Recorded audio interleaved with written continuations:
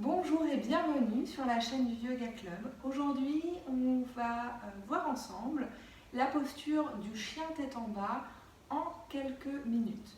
Alors ce sera un tuto plutôt simplifié, c'est-à-dire qu'il y a plein de degrés et plein de subtilités dans la posture. Mais aujourd'hui, on va vraiment en voir les bases pour vous permettre de profiter de votre pratique et de vous faire du bien dans votre pratique et d'intégrer cette posture plus facilement dans vos séquences longues sans que ce soit ni fatigant ni délétère et pour pouvoir profiter de ces bienfaits.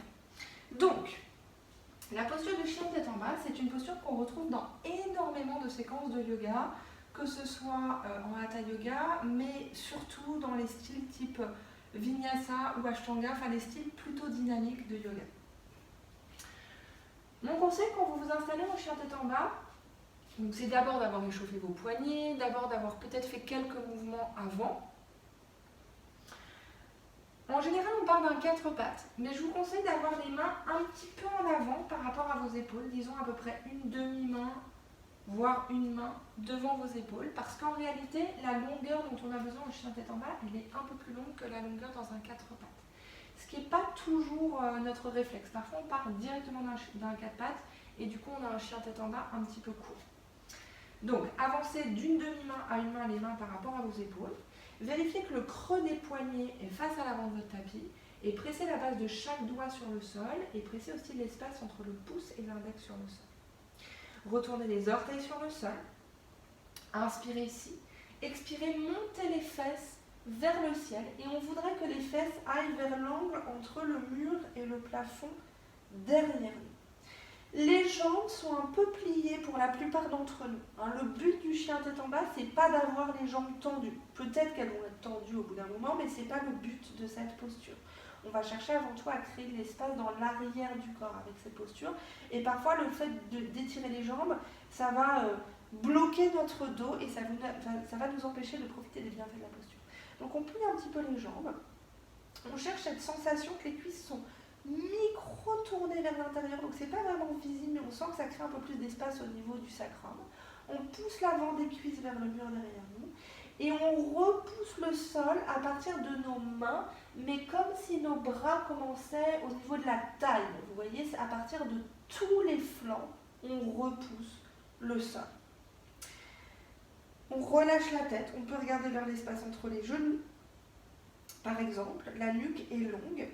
Et maintenant, essayez d'observer ce qui se passe au niveau de vos épaules. On ne veut pas avoir la sensation que tout le poids s'effondre vers l'avant, mais on veut faire remonter le poids dans nos fesses. Donc pour cela, vos aisselles vont tourner très légèrement vers vous, vers votre visage, vers vos aisselles, vers vos oreilles. Excusez-moi, je vais y arriver. Donc les aisselles tournent très légèrement vers les oreilles. Vous repoussez tellement le sol que vous sentez que vos épaules montent un peu, surtout au début. C'est-à-dire que vos épaules vont se rapprocher un petit peu de vos oreilles. On ne veut pas avoir les épaules complètement dans les oreilles, mais on veut que les épaules se rapprochent un peu des oreilles pour activer tous les muscles autour de nos omoplates. Et sentez que vous poussez le sol. Donc vous ne vous effondrez pas dans le sol, mais vous poussez le sol. Et donc vos fesses vont loin vers l'angle entre le mur et le plafond derrière vous. Vous pouvez imaginer qu'il y a des bretelles suspendues à votre bassin qui tirent votre bassin vers le ciel. Donc il y a des bretelles qui tirent le bassin vers le ciel. Et du coup, vous avez un étirement dans les flancs et dans l'avant et dans l'arrière du corps. Maintenant, ramenez le bas-ventre vers la colonne et ramenez l'avant du corps un peu vers l'arrière du corps. Très bien. Prenez quelques instants ici. N'hésitez pas à pédaler un petit peu avec vos jambes.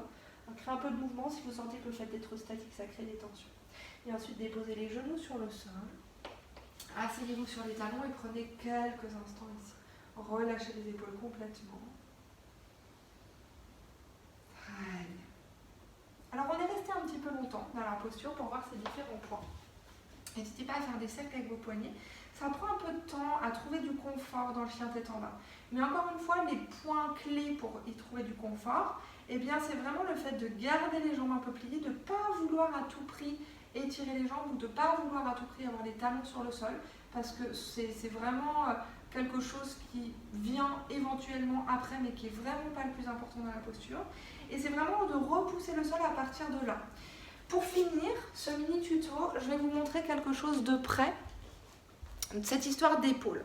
Souvent, quand on est en chien tête en bas, on va faire un truc comme ça, vous voyez, on va tourner, vous voyez, j'exagère un peu, mais ça va être comme ça pour beaucoup d'entre nous. On va tourner les aisselles vers l'extérieur et ça va bloquer nos épaules et ça va être très inconfortable et ça peut être délétère pour l'articulation des épaules. Donc ce qu'on fait, c'est l'inverse. C'est ce que je vous disais sur le fait de ramener les aisselles un peu vers vous, c'est-à-dire qu'on ramène, hop, vous voyez, les aisselles, elles vont regarder un tout petit peu vers mon centre et vous voyez la différence. Donc là, je me fais mal aux épaules. Là, je me fais pas mal aux épaules et je renforce les muscles autour des omoplates. Et une fois que je suis là, je pousse vraiment à partir d'ici. Toute cette partie-là travaille et c'est ça qui fait que je trouve la force pour que ce soit confortable et que ce soit durable. Voilà. Je vous remercie infiniment pour ce temps que vous avez pris pour regarder ce tuto.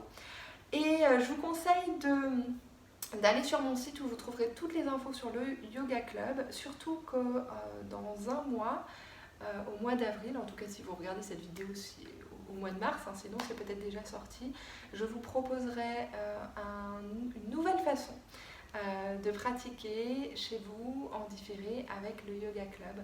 Donc inscrivez-vous à la newsletter, le lien est sur mon site, vous avez juste à cliquer sur le lien dans la description ou envoyer un email à leyogaclub@gmail.com pour recevoir toutes les infos.